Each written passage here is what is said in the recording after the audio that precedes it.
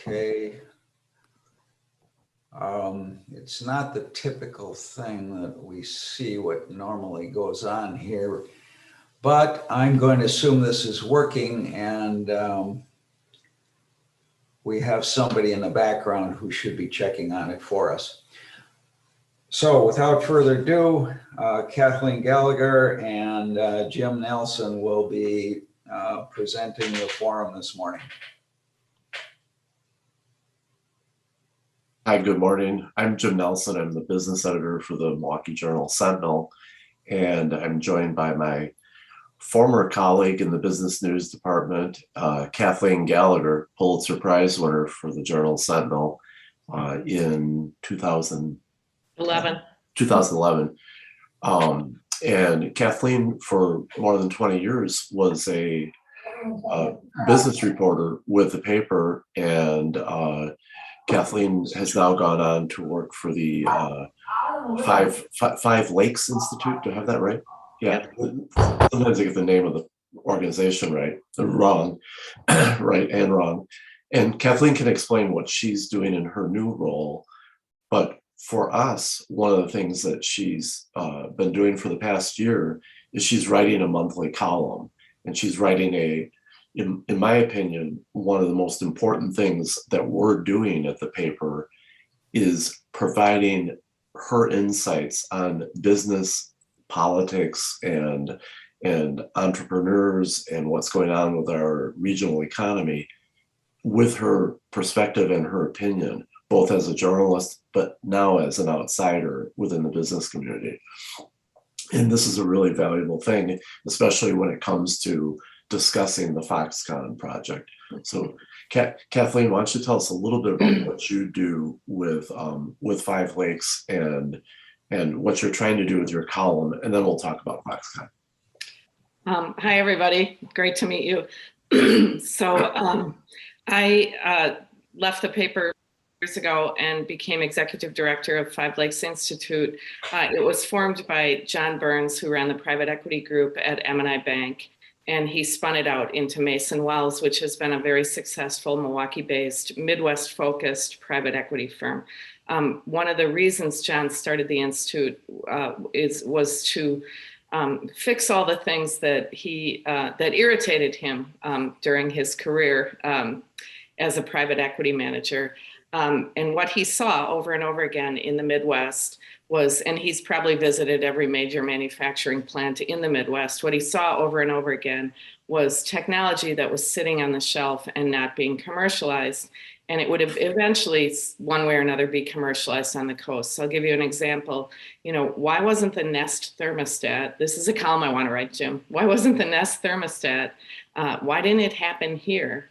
You know, Johnson Controls, Emerson Electric, Honeywell, all of them are in that business. And, you know, there are complicated reasons for it, but the short answer is because we don't commercialize the way the West Coast does, and we don't throw the money at marketing the way the venture capitalists on the West Coast do. And by the way, guess who created the Nest? It was a guy who went to University of Michigan. So that's what Five Lakes Institute is out to fix through programming, and this column is a great forum for me to pick at some of that stuff. And you know, there's nothing more fun to pick at than Foxconn. So what I would like to do, what I think might be helpful, is to just sort of remind our audience, what is this Foxconn project? And at the paper, I'm one of our federally licensed drone pilots.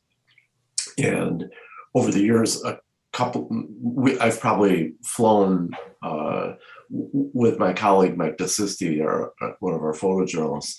I've probably flown over the Foxconn property, I don't know, 8, 10, 12 times.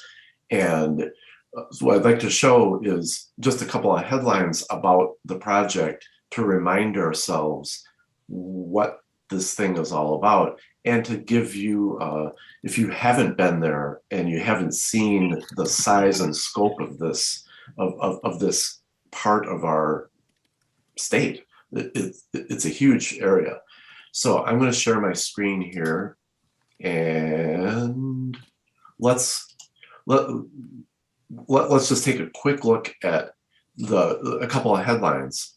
So if you remember in 2017, this is obviously one of many stories that we did, but remember the context of this. This is in 2017. Trump has been president for about a year and a half, and Scott Walker is starting to gear up to run for re-election. You have to understand the political context of what happened when this big announcement was made. So July of 2017, Foxconn, best known to most people as a Taiwanese company with huge factories in China that makes iPhones. And this is a high-tech company that that actually had a considerable amount of controversy in China about the way they were running their iPhone factories. But here they're announcing they're coming to Wisconsin, and they're going to spend 10 billion with a B dollars and create 13,000 jobs. What the heck? I mean, that's mind blowing. Just the facts alone. And if you recall, of course, President Trump and this is Terry Goh, who was chairman of Foxconn, Senator Johnson, and of course Governor Walker. They made a huge deal about this announcement, and they were promised that initially that they were going to make giant LCD displays. When they did a job recruiting fair at Marquette, I saw what they said they were going to be making. These aren't like your big screen TVs. These are like displays that you'd see at the airport or in a surgical type environment where there's a very, very huge display for many, many people to see at great detail. This was what they originally promised they were going to make. And as we all know, in return for this promise and this investment, the state legislature and the Racine County and the Village of Mount Pleasant all made huge commitments of public assistance to Foxconn. The state commitment alone was if they went through and they spent $10 billion and created 13,000 jobs, the state was going to give them up to $3 billion in tax credits. And just so you understand, the tax credits, it's not just a little promise. It's not an accounting thing. It's cash. It was cash to the company, and this was the largest single incentive package ever offered by a unit of government in the United States. Just to understand the scope of this project, here's just a little drone flight that we did. This is midway through construction, so I believe this was shot in 2019. Think about for a second the size of this site. It's 4 square miles. All of this was farmland, and all of this was farmland that the owners, hundreds of families, were ordered to evacuate. The thing you see here in the foreground is, I'll probably show you another photo. That is now a giant dome. This building here that we're flying over is an assembly facility. And Jim, that was 94 in the background, right? Highway Correct. 94. Yeah, Correct. I-94. In the far background. So we're pulling back toward the east. 94 is ahead of us. The dome thing is actually kind of interesting because it the point of the dome was not part of the original project. So the point of the dome was sorry, there's today's headlines. You can see the dome here in the background. The dome never had anything to do with making big screen display panels. And I'll get to that in a second. But so fast forward, President Trump did the groundbreaking. Walker goes to the groundbreaking. Trump calls this facility one of the eighth wonders of the world or something like that. Makes a huge deal about it. And then Foxconn hits the pause button and says, well, the market has changed for these big screen display panels. And we knew all along, and it was reported, they were not gearing up to do that anyway, because those display panels have to have a companion factory to make the glass. And that factory was never in the drawing, it was never there. So we knew, because the people who are in that line of business explained to us, and we explained to our readers, actually they can't make those big display panels because logistically that isn't what they're building there. The question is, and the question remains, what are they doing there? What are they doing there? And the answer is nobody knows. And what happened in about 2019, they announced, well, we're going to make smaller panels. We're going to make smaller display things like for phones or for an iPad or for, the tablets, the Surface tablets that you see people using. And they thought that's what they said they were going to do. Or we're still going to make our hiring goals, or we're still going to have 13,000 people and spend $3 billion. Please give us some money. And the reports that they issued to the state, every year they have to tell the state and document how many employees they have there so that they can get the tax credits. And the most they've had down there, according to the most recent reports of the state, it's been like 500 or 600 people. And then it appears as though what they're doing is they're hiring these people and then having them on the payroll, telling the state, okay, here's what these people do. And then those people go away. It's never been shown that these people are actually really working there. Foxconn has announced that they announced early in the pandemic, we're going to assemble ventilators. There's no evidence that that's ever happened.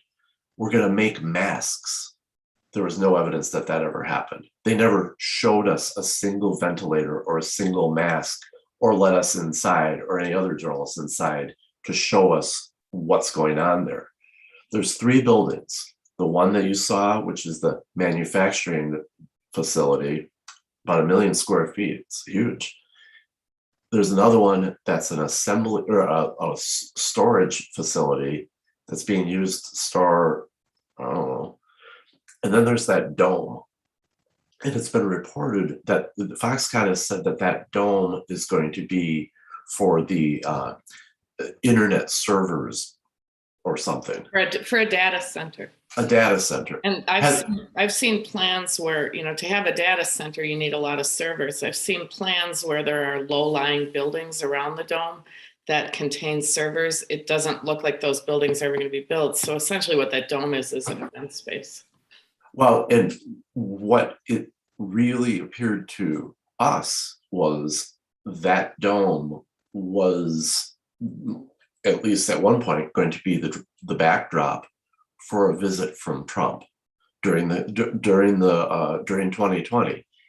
There was a lot of, I think there was a visit in the works, and then they realized the optics of it weren't going to be good. I went to a presentation they did where they were talking about, it seemed clear that what they were trying to do and use that dome as the home for it, was to do it like an IoT, artificial intelligence, lighthouse manufacturing consulting business. And you got the sense that dome was going to be where they brought people in to train them about lighthouse manufacturing, which they aren't doing here, but they do have a lighthouse facility in Asia. So where we're at now is Trump's gone, Evers is gone. The CEO of the company, Terry Go, the founder of the company, he's gone. So what we have here is 4 square miles, largely undeveloped. It's been all flattened and it's been graded and so forth. And instead of a $3 billion investment, the company says it has invested about $900 million. So maybe a tenth of what they initially said they were going to do. Well, and that investment, that 900 million, we think includes some buildings they've bought around the state that they say are going to be innovation centers, and salaries that they've paid, and so it's a pretty there's a lot in that number.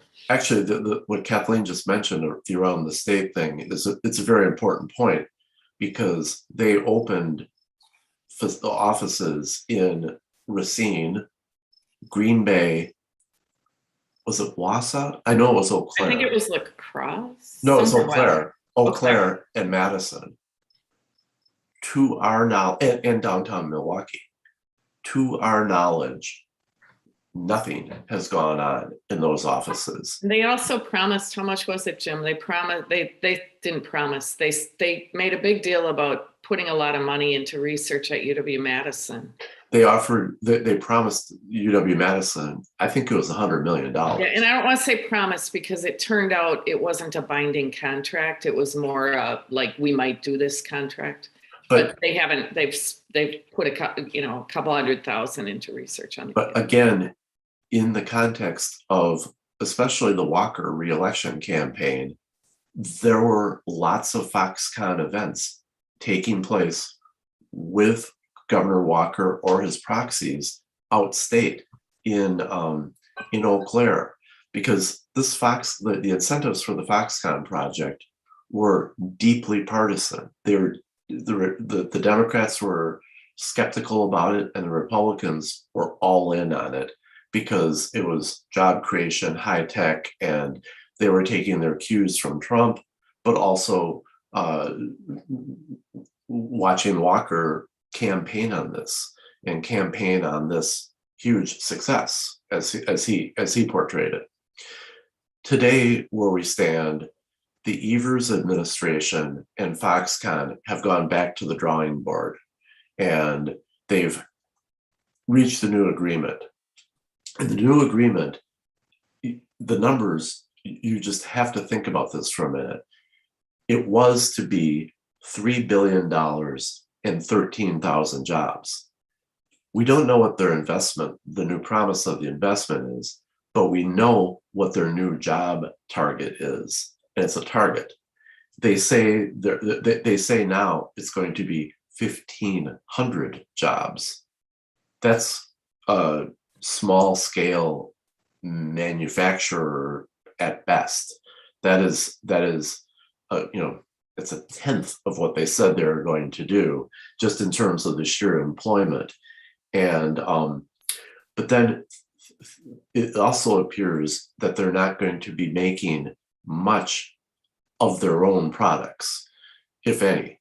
It sounds as though, and what it sounds like they're going to be doing, and the story by Ricardo Torres points it out, is it looks like they're going to be a contract manufacturer. In other words, a company that assembles things for other companies. And in that case, they're not going to be doing anything on their own. They're going to be basically hired to, basically they're going to be a landlord. So if I could just jump in there, Jim, there are kind of 3 main points that I've discovered about Foxconn, and that's one of them, that they can't decide on their own to make anything. They need to get someone else to say, we want that made. So, you've said a couple times high tech. Maybe their customers are high tech, and there's certainly a high tech component to their assembly, but they can't decide themselves to make anything. So that's point number 1. Point number 2 is their expertise is high volume, low mix. So they don't customize, they make a lot of something. They make a lot of the same thing. So, and the third thing about them is they have very low margins. Their margins are about 3%.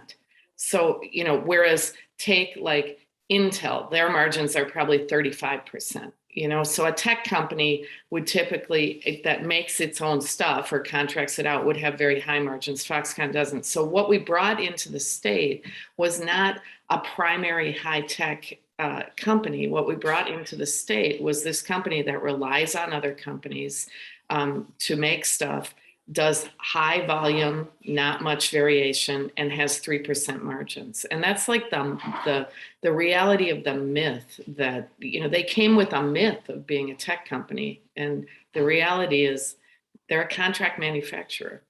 So. And what the Evers administration accomplished was getting them to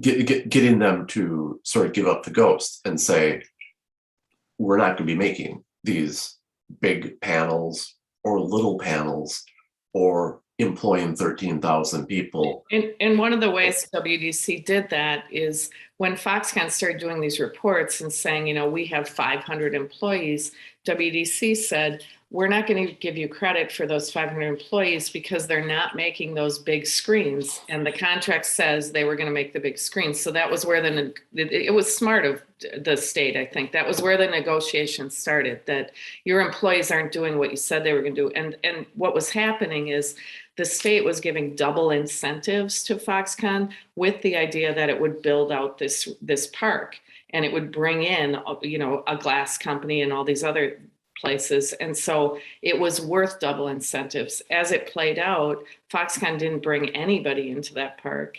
And so the state kind of ratcheted them down to normal incentives. They're getting the same package any other manufacturer would get. So the state problem, I would say, is solved. You know, the WDC solved the problem, but there's a bigger problem that, are you okay if I go there, Jim? There's a bigger I was just going to, let me set you up. Let me set you up for one Okay. second. Anybody who's driven to Chicago, even if you look in the distance when you go by Mount Pleasant, you can see the dome. And we all remember what it was like driving on 94 South for the last several years. It was construction mania. It was road construction city. There were many very, very serious crashes.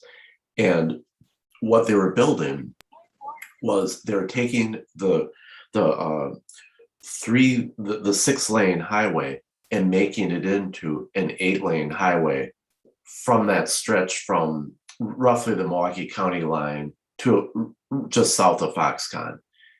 They did that for Foxconn. They did that because Foxconn said, we think we are going to have automated vehicles, automated trucks, and we need a dedicated lane of the freeway, blah, blah, blah, to get them back and forth from the airport or from train hubs and so forth. So that's why we rebuilt I-94, was for Foxconn.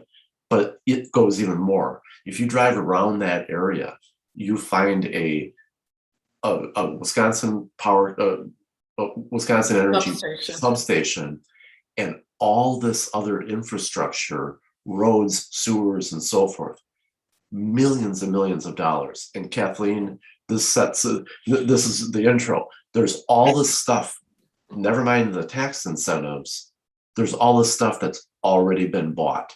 And why is that a problem, Kathleen? So the state problem has been fixed. The state, you know, right-sized the incentives, and the state's good. And everyone went, hallelujah, problem solved. The real problem is with the locals. You know, Racine County and the village of Mount Pleasant, they have a contract with Foxconn that hasn't been renegotiated. And that contract still promises the 13,000 jobs and the $10 billion investment. And that contract is what's driving Foxconn's property tax payments. You know, Foxconn is now the biggest property tax payer down there, but this is nothing compared to, there's a ramp up with that property tax. You know, what they're paying now is nothing compared to starting in January 2023, Foxconn has committed to pay $30 million a year of property taxes. And that's the reason that commitment is they have agreed, whether it's developed or not, that Foxconn has agreed to have a valuation on that park of 1.5 billion. It's nowhere near 1.5 billion right now because you saw on the drone footage what's there. So the idea is that Foxconn, despite the fact that they're making nothing there right now, they've got a couple of demo assembly lines. Who thinks Foxconn's going to start paying 30 million of taxes in January 2023? But the problem for the locals is that if Foxconn doesn't make those payments, they've floated about 300 million of bonds for all this infrastructure that Jim's talking about to build it all out. If Foxconn doesn't start making those payments, Racine County and Mount Pleasant go bankrupt. They're not going to have the money to pay the interest on those bonds. And so one of the points I've been making in these columns is, if we don't take hold of this ourselves, if we don't figure out how to build out that park to a point where there's property tax revenue to pay those bonds, they're going to go bankrupt. And what's going to happen is what always happens. There will be a lot of hue and cry, wringing of hands, and eventually the New York bankers will come in.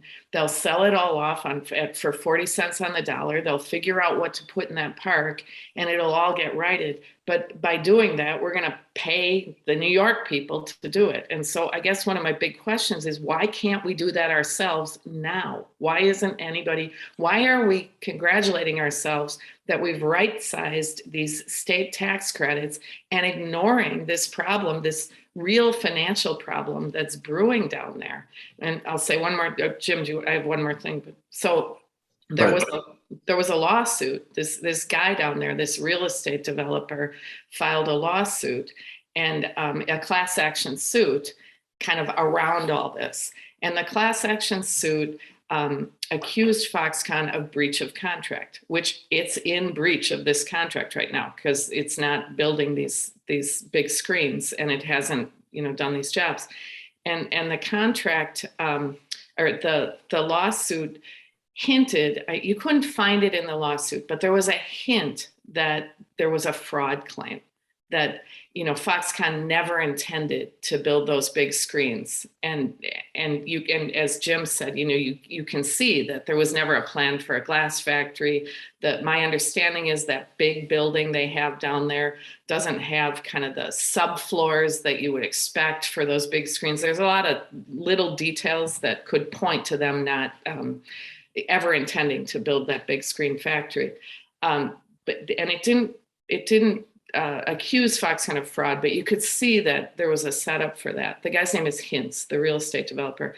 So suddenly that lawsuit went away. And, I think the Journal Sentinel reporters on it, I talked with them about it. They thought it was going to go away. They weren't certain that the guy had status and all that stuff.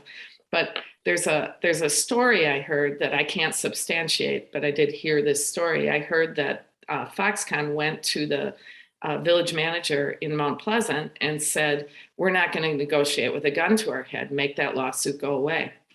And I heard that I've heard this from several sources, that the village manager went to Hintz and said, if you don't drop that lawsuit, you're never going to develop another piece of property again in the county. So who knows, but there are people down there who believe that Foxconn is stalling, that Foxconn's trying to get past the statute of limitations to avoid all of this stuff I've been talking about and get out of it that way, as it were. One of the things that's come up in reporting from our news organization, but also others, and what's interesting about Foxconn is some of the coverage is coming from the Asian press, which covers Foxconn in a whole different in a whole different way, and is skeptical of some of the coverage has been skeptical of what the company has done in other markets, other countries, other parts of our country, and they've come in and they've promised stuff and then just not delivered. And, you know, the list of, in fact, we're working on a story right now, not to tip our hand entirely, but it's not a completely novel story, but we're stringing together the list of promises and deadlines that they've made and set and just haven't done anything by their deadline. The most recent is July 1st. They said this spring, on July 1st, we will tell you what we're going to be doing there. And July 1st has come and gone, and it's been complete crickets. And that's something that I think I'd like to jump in there too, Yeah. Jim. And I want to say there's Kathleen, there's a question in the jump chat in? about the statute of limitations. And you know, it's fuzzy. And when I talk to people about it, I get different views of it, because one of the questions is when that statute of limitations would start. Would it start when the contract started? Would it start when the construction, whatever? But my understanding, I can't verify this. My understanding is it's 6 years. So, but 6 years from what is kind of the question. And then there are a lot of questions around it. You know, would the municipalities really ever go after them for fraud? You know, would it be worth it? What kind of judgment could they get? I mean, there's a couple things. Terry Gao, the head of Foxconn, who left now, there's a suggestion he has a personal guarantee on a lot of this, and a lot of people think that wouldn't hold up. There's also the state has guaranteed 40% of it, so that 300 million of bonding, if it fell apart, the state would be 40% liable. So it does affect taxpayers across the state. So there are a lot of issues like that. I wanted to say, one of the things you saw before that July 1st deadline, there's an electric car company called Fisker, and Foxconn started kind of hinting that, well, they said that they were in negotiations with Fisker, and that they, you know, might be making a car for Fisker, and that car might be made in Wisconsin. There were a lot of mights there, but having looked into that, you know, Fisker's a guy, his name's Henrik Fisker. He's Scandinavian, and he's a car designer. He was in a big battle with Tesla, and he lost. They both got a lot of government money. He ended up having to shut down because of some questions about the way he used the government money. So he lost the battle with Tesla, kind of went away, and now he's resurfacing. And his idea is that he'll have a car company, he'll design a car, and he'll outsource all the manufacturing. He's signed a contract with Magna, the big Canadian manufacturing conglomerate, to make Fisker's first car in Europe, which theoretically is going to start soon.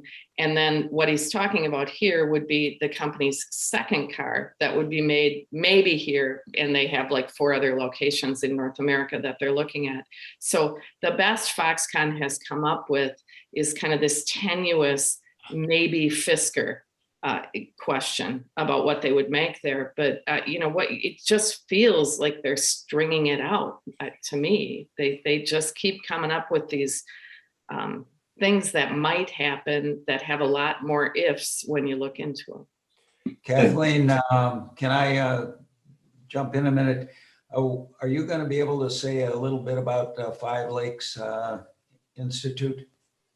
Sure, if you'd like me to. Oh yeah, for sure. Should we pause Foxconn, or should we come back to that later? I would prefer that you just do the Five Lakes. You know, I think we've heard enough. Let me jump into that. So the way we're dealing with the desire I mentioned of my chairman to kind of look at this whole Great Lakes thing and Midwest, what we've done is we've tightly partnered with an organization called MRUN, Midwest Research University Network. It's in Chicago. It's run by a guy who used to be at Polsky Center at University of Chicago. And it represents all of the Midwest and Great Lakes region, many of them, universities. And so what we've kind of realized is, you know, all of these, we have a richness of universities in the region, and they're all in their own orbit. And our goal is to bring them together and to leverage what they all have together. So we have 3 programs that we run that I think will describe to you what we do. One is called Scout Camp. We have 5 verticals we operate in. They're the verticals that we think the region has the most assets in. They're human health, computing, energy, ag tech, and industrial tech. We're in our human health cycle right now, and we run 3 programs. One is Scout Camp, where we bring in the 12 or 13 biggest research universities in the region. Right now we do Great Lakes too. So we have everyone, we have University of Toronto, we have Mayo Clinic, we have Cleveland Clinic, Case Western, Northwestern, Wisconsin, Minnesota, et cetera. You get the picture. And then we bring in 13 venture capital firms, corporate and institutional, and we set up one-on-one meetings between them. And then we have some networking. So our idea is we're trying to get these universities better connected with venture capitalists in the region and on the coast, and then trying to get those groups to syndicate more. Then we have a program called 5 Lakes Forum, and at that we get 6 corporations in the vertical to do chats with us about the trends they see playing out over the next decade, and how this region can act on those trends. And then each corporation runs a roundtable with some of the universities in attendance. And then our third one is called, I love this name, Big Fish to Fry. And that one is kind of our catch-all. We'll do a chat with a leading person in that vertical, or a couple of them. And then we have networking, and we highlight some of the support assets in the region, like accelerators and incubators and stuff. So you can see what we're trying to do is tie the region together. And one interesting point about it, when we were planning, when we started doing that Scout Camp, we were planning on doing it in person in Chicago. We had a place we were going to do it. And then COVID hit and we had to do it virtually. And we're never going back. Virtual for this region is so powerful because, they're not going to come to all these programs in person all the time, but we can get them all to come virtually. We can get people from the coast to come. So for example, we did industrial tech last, and we had this guy who's a fellow at George Washington University who wrote a book about Amazon. We had him come and talk about how Amazon is competing in the industrial space.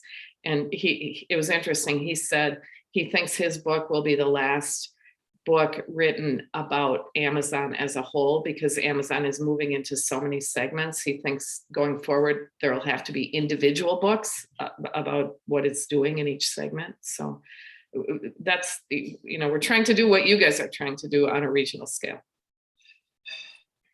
Kathleen, can you talk a little bit about how people on your in your world, in the 5 Lakes world, and in the economic planning and thinking ahead, what should happen at Foxconn, and what can we learn about how we got to where we are now?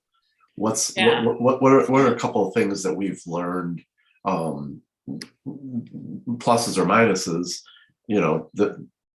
and what should go on there? What do you think?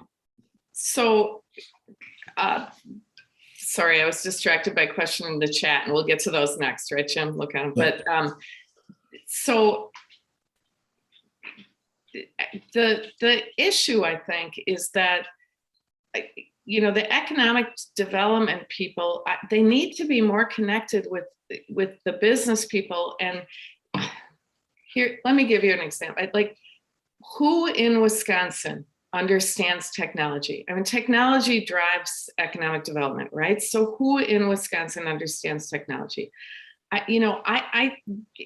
Generac, like the executives at Generac understand technology. They understand where the world's going.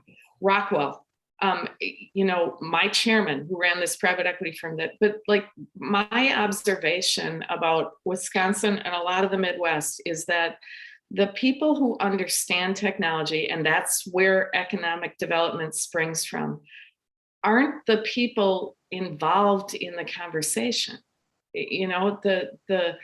the people in the I mean, I'll just give you an example. I've had this back and forth with Tim Sheehy at MMAC about Foxconn. And, the point he made to me at one point is, I'm bringing all these CEOs down there to that manufacturing building, and they're impressed with what they're seeing.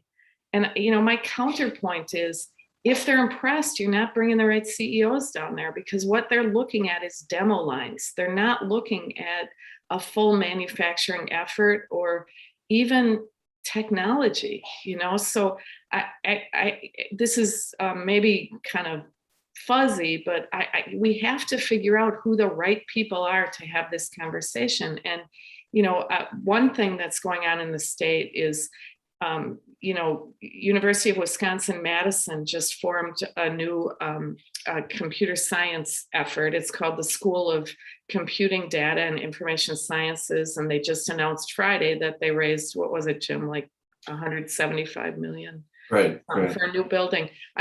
Those people understand technology. The guy running it, kind of in a departure from typical academic practice, he's only got an undergraduate degree, but he's from Mondovi, Wisconsin. His name's Tom Erickson. He's the founding director of, they call it CDIS. He left after he got his degree in Wisconsin, and went around the world, worked in a lot of places, and ended up was involved in a lot of startups in Boston. The last of which is called Akia. It's an open source software platform, and it was bought. A private equity firm took a majority stake for $1 billion. Very successful company. That guy understands technology, so he's somebody we should be listening to all the time. I mean, nothing against the CEOs of many of our Milwaukee companies, but how many of them understand technology and what it takes? If we had been talking to the people who understood technology, we would have understood those 3 points I made about Foxconn, that they're high volume, low mix, that they need customers to make anything, and that they have 3% margins. And when you have 3% margins, you're not a primary technology company. And that's growth comes from, so one of the arguments I've made in my columns is that there's a big, it used to be called Endless Frontiers, a big piece of legislation in Washington, D.C. Now it's called like U.S. Competitiveness and Innovation Act. But there's a part of that where they would put a lot of money. There's a, we all know there's a problem in the car industry because of this lack of computer chips. So there are incentives in that for chip makers to build domestic chip making plants.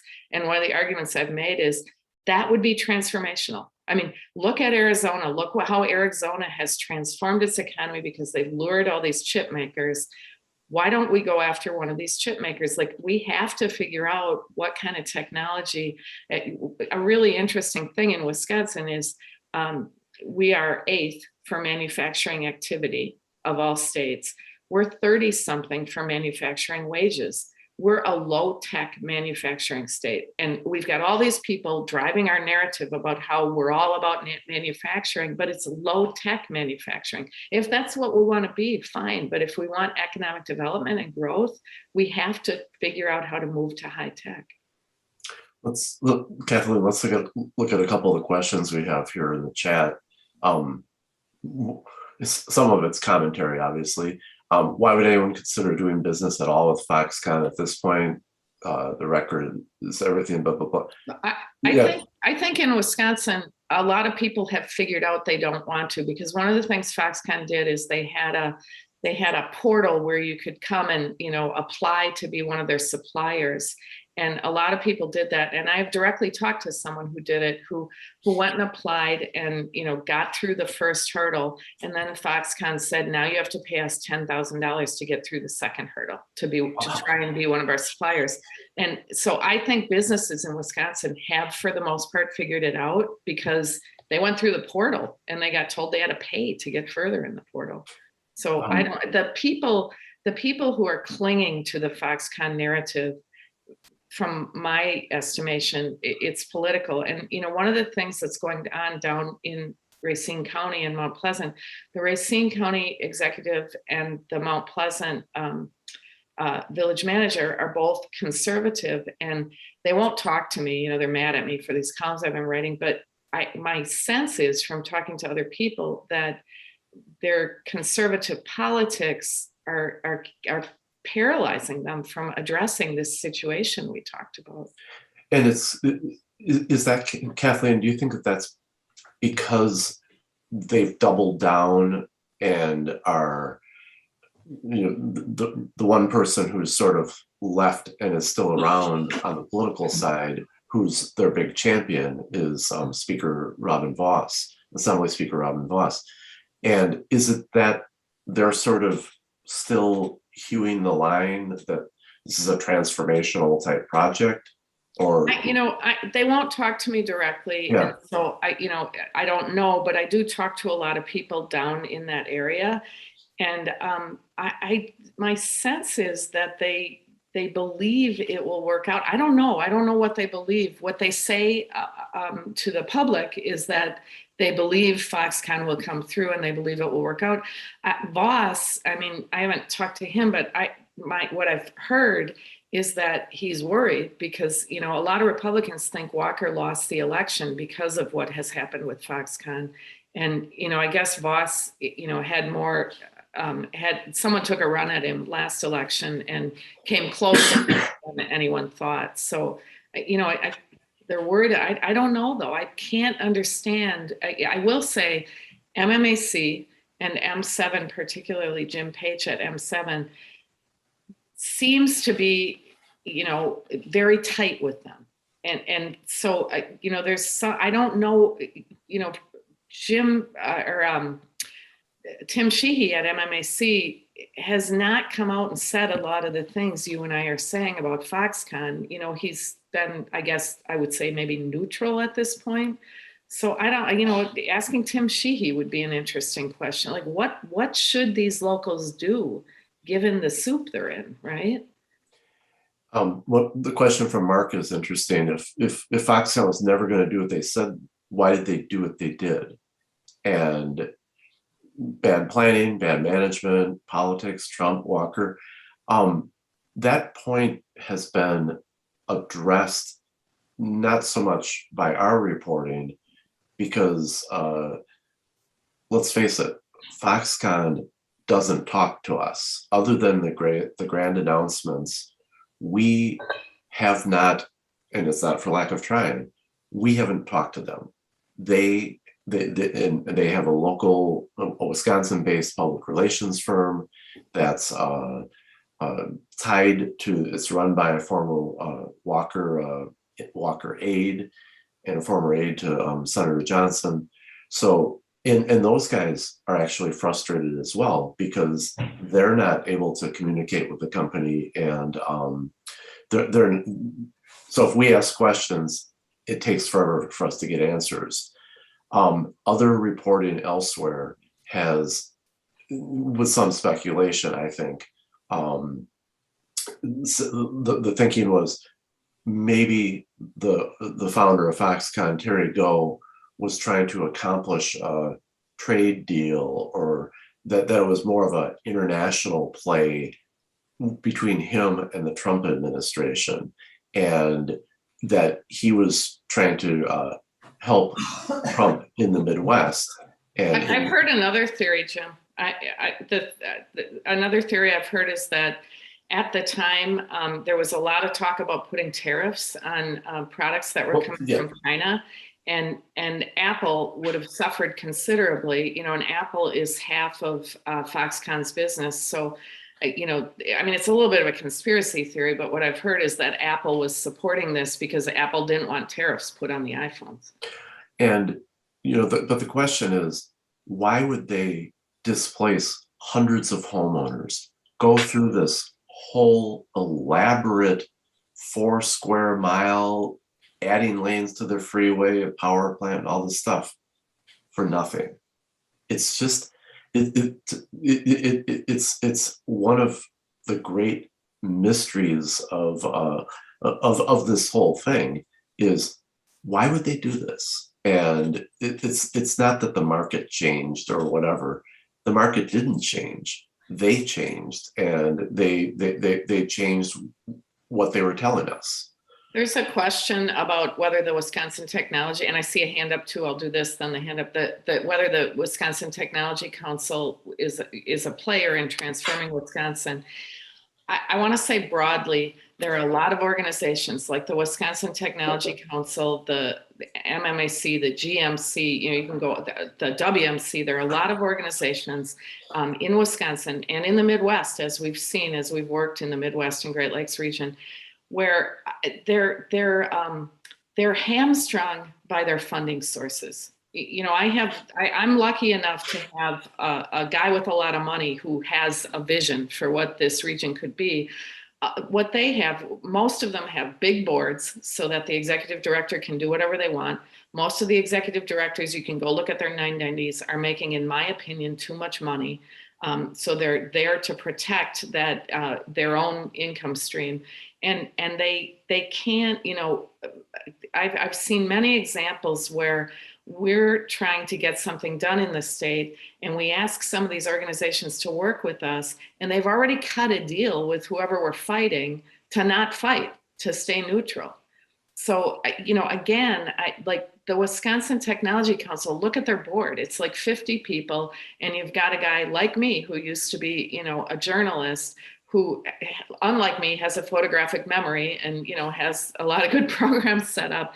But who are the tech people he's talking to? Who are the people? And there aren't that many in the state. There aren't that many in the region. And they're the people who can help you figure out how to drive this stuff. So the narrative's wrong. And all of these supporting organizations are supporting things other than what you really want to accomplish. So, also, I'll point out too that the MMAC and especially WMC, there's a lot of rancor among their members about the political activity that those organizations have engaged in, especially, and you're going to see it next year in the Senate campaign and the gubernatorial campaign. Those organizations are engaging in considerable amounts of very aggressive political advertising. Almost all of it attack ads against Democrats, and that has helped.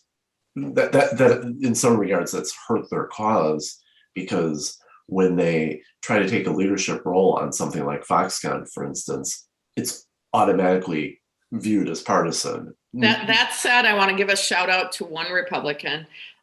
Mike Gallagher, our Wisconsin no relation, was one of 4 original co-sponsors on the Endless Frontiers Act. He's from the Green Bay area. He has support of a lot of the tech people up in Green Bay. And, I do think he's one political voice who understands this economic development / technology stuff. There's a hand up. Yeah, Dennis Merritt has a question. Yeah, so first of all, I want to thank both of you for presenting on this. I thought it was just me that was so totally befuddled by this whole project from the very beginning. So it's really nice to see that 2 reporters can't make too much sense of it either. To me, it's just been part of the whole insanity of Trump and Walker type people from the beginning. But my question is, and I think, Jim, you said you were working on this, but you said there were Asian, I guess, correspondents that have written about Foxconn and other parts of the world. And this seems to be some kind of a pattern. So is there something that you can discern about their behavior? Is this just some kind of megalomania on the part of the owner or something? Because what's happening here in Wisconsin has made no sense, as you 2 of you have reinforced that idea. I think what's happened elsewhere, and there was mention of it made in Pennsylvania, and I think there was an instance down in, I feel like it was in Georgia, but to my knowledge, it's never been like this. It's never been. They never got this far. They've never they've come in and they said, we're gonna do this, we're gonna look at doing this. They haven't gone this far and bought up and flattened with the help of state, local, and municipal government. They haven't created such a huge bunch of nothing, and they have invested, and the state and locals have invested millions and billions of dollars in this project. So this sort of takes it to another level. I think the ultimate total is like 1.5 billion, including all the road work and what the state put in and everything. And so that's there. And the big question is, now what? And now what? Is it an industrial park? Does it get turned into a subdivision? But the problem is, because of the way the bonding is structured, if what's been happening a lot in that corridor is warehousing and distribution. And if you put warehousing and distribution in that park, you're not going to get the property tax revenue that you need to pay the bonds. That's the problem they have. I don't know what you do about it. Yeah. I mean, if you could get a chip making factory in there. There's another, someone has suggested there's this new type of hydrogen plant that, green hydrogen, I think it's called. That should be the discussion. What can you put in that park? I mean, it's got a lot of advantages. It's an hour from O'Hare. It's cleared. It's ready to go. It's got the, hookups for everything. Let's dream. What could we put there that would be big? Who's doing the dreaming? I think that's that optimism of, it's shovel ready or turnkey ready or whatever. I think that's that's where Tim Sheehy and others like him in the business community are coming from. That maybe it will pay off at some point. It's got to, because it is there, and the location but will it pay off because we go out and we find something to put there, some high margin tech business, or will it pay off because the New York bankers, sell it at 40 cents on the dollar and get a lot of fees and figure it out for us? Who's going to figure it out? Bruce asked also, how does sustainability and climate change play out with any of these actors? I take a crack at that. The one thing I was never heard anything about that. Have you? The one thing I was just going to point out is on the whole electric car front. Foxconn teaming up with, Lord knows if Fisker is actually going to build anything. Make their second car in North America and here, if they make their first car. Yeah.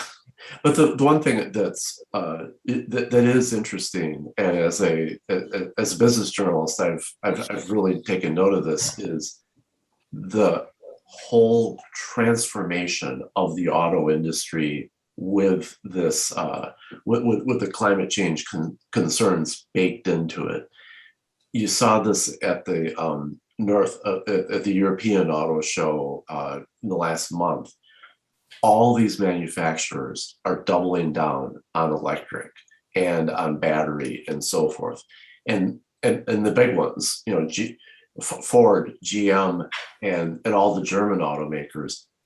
But there's also this whole raft of startups, never mind Tesla, that's obviously not a startup. Like Rivian in Illinois. There's a whole slew of them are rattling around out there that are just starting to get going, and we'll see. We'll see, and is Kenosha County or Racine County going to, not that long ago, we can all remember AMC employed thousands of people down there in Kenosha, and people have suggested that might be a reasonable place for an electric car manufacturing plant. Well, that AMC plant has been torn down, and that, I think that horse is out of the barn. You look around the Midwest and you can see where there's Lordstown in Ohio, which actually has a letter of going concern right now, and I think Rivian is one of the more successful ones I think Amazon and Ford have invested in it, but I guess that's my point. You got to be in this game. The people in Illinois were in the game. They were working at this Rivian thing, and they've been working at it for a long time. So what you have to do is you have to say, what's coming over the next 10 years and how can we play into it? That's how you get this stuff. You don't get it by having Trump say, maybe you should have Foxconn come and visit you, and having, MMAC tout it. And that's not how you win. Are there other questions? Otherwise, I had one for Kathleen. What's as with 5 Lakes, you're trying to take a Midwestern regional approach to transforming the economy. What is the biggest obstacles to accomplishing that? What do you run into time and again? So the reason, you think about all these innovation centers around the country, Boston and, Silicon Valley and Austin not as much, but they've got density, and we don't. It takes 5 Midwestern states approximately to equal the population of California. So, our thought is what you need to do is you need to connect this region better. I saw a graphic the other day that showed all the connections that I think it was Boston had to like VCs and the global discussion about technology, and it was thick with lines. And then how many Chicago had, and it was thin. There weren't a lot of lines, and that's our biggest city in the region. So what you've got to do is you've got to figure out who the people are who can, if you could get rid of a bunch of state boundaries, that would be awesome, right? I mean, on this panel I was on this week, there's a question of, how can we, there's this, the federal government, if this legislation passes, is going to dole out $1 billion to each of probably 10 markets. Madison's in the running. Madison's been working at this. Do we support Madison? No. We complain about UWM not getting as many resources. We should be supporting Madison getting the $1 billion with the recognition that if they get it, you can't deploy $1 billion in Madison. You've got to spread it around probably 3 states. You've got to have all those connections going. So we just need to think about, what do we have going on in our industries, and what can we put together? Chicago has logistics. They've got, Coyote Logistics and a bunch of startups, a couple of them unicorns. Well, C.H. Robinson is up in Minnesota, and they're probably one of the biggest logistics providers. You want to fight Uber? You have to be talking to each other. There's another hand up. Is Dennis, you got your hand up again? Yes, a couple things. One was Tommy Thompson had really stressed railroads here in the Midwest as a way of connecting all these cities. And then Phil Lewis, who had worked with Governor Nelson, talked about the Circle City concept and connecting all the cities. But the other thing, picking up on what Mark had said before, it seems like one of the selling points for the Midwest is that, at least initially, we're going to be in one of the best positions in America in terms of climate change. I mean, look at all the fires, and who'd want to build a home in the mountains in anywhere out west right now with those fires, and then the floods and the hurricanes in other parts of the country. So in terms of the long-term thing, and then the other element is in terms of the future, the China's Belt and Road Initiative. I mean, in terms of where technology is probably going to be going, the Chinese have given this a lot of thought. And what kind of systems do they have there for really bringing technology and manufacturing together? It seems like they've really worked something out. So that's kind of a bundle. I have 2 things to say. That one is, yeah, maybe we're well positioned for climate change. Arizona is probably one of the worst positioned states, but Arizona is attracting all the chip making. So you can't just sit here and say we're well positioned for climate change. You have to say, what kind of plan do we have for attracting what kind of technology in the future, and what kind of resources are we putting around it, from monetary to educational, et cetera? And we don't do that. We don't think of it that way. We want to dabble in everything. we can be this, we can be that. And look, now we have another startup and it's in a different, well, you don't win that way. You can't play big that way. You have to focus and decide what you're going to go after. In terms of the, what was the other thing you said? China's Belt and Road. Oh, yeah. The thing about that is what China does is they say, we're going to put a city here and the city is going to have this focus. That city is going to be the city that focuses on artificial intelligence, and all the artificial intelligence people go there and they have a stunning focus area on artificial intelligence. I don't think we can do that here. So maybe this virtual stuff is a boon to us because maybe we can do it virtually. I mean, we run all our programming virtually now and it works very well. We've figured out how to network and do the breakout rooms and all that, but you've got to figure out what your focus is and then you've got to drill down on it. And you can't do it like China does. And no one's going to listen if government tries to order everybody around. My other thing was about Tommy Thompson and the railroads. So, the railroad thing, I am such a big fan of railroads, but, Mayor Barrett decided to do a trolley car and Scott Walker, and if only we could have switched those two for that decision, right? And had Barrett deciding to do the fast train between Milwaukee and Madison and Walker nixing the trolley car, which has anyone ridden the trolley car?